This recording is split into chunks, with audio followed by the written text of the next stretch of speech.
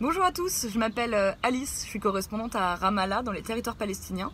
Et ici, même si le nombre de malades du coronavirus augmente peu, on n'est pas encore dans la partie déconfinement. Mahmoud Abbas, le président de l'autorité palestinienne, a décidé d'étendre l'état d'urgence sanitaire jusqu'au 5 juin. En revanche, on voit qu'il y a quand même quelques assouplissements, c'est-à-dire que les commerces non essentiels, comme les magasins de chaussures, de vêtements, de plantes, tout ce que vous voulez, ont pu rouvrir. Les restaurants ont pu rouvrir également, mais seulement pour vendre à emporter. Il y a aussi quelques bus qui ont repris. C'est un petit peu compliqué, ça dépend de la ville dans laquelle vous vous trouvez, ça dépend du gouvernorat, la région dans laquelle vous voulez aller. Et ça fonctionne seulement 3 jours par semaine, donc c'est assez limité en termes de déplacement si vous n'avez pas de voiture. Et puis ce qu'il faut préciser aussi, c'est qu'on a un couvre-feu tous les soirs à partir de 19h30 jusqu'à 10h le matin. Plus personne n'a le droit de sortir de chez soi. C'est surtout une mesure qui continue en période de Ramadan, puisque au moment de l'iftar, le repas de la rupture du jeûne, le gouvernement veut éviter que les familles élargies se réunissent ou que les gens aillent célébrer dans la rue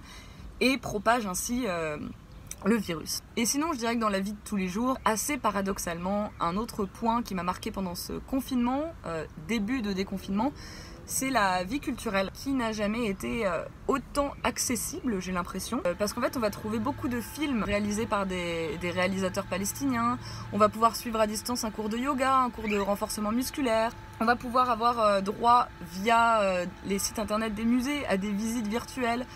J'ai l'impression qu'il y a vraiment un renouveau, on essaie de se pencher plus vers le numérique dans un territoire où déjà les déplacements sont compliqués. Donc ce qui permet à tous les Palestiniens qui ont une connexion internet d'y avoir accès, alors que d'habitude c'est plutôt concentré dans les grandes villes, comme ça peut être le cas par exemple à Ramallah.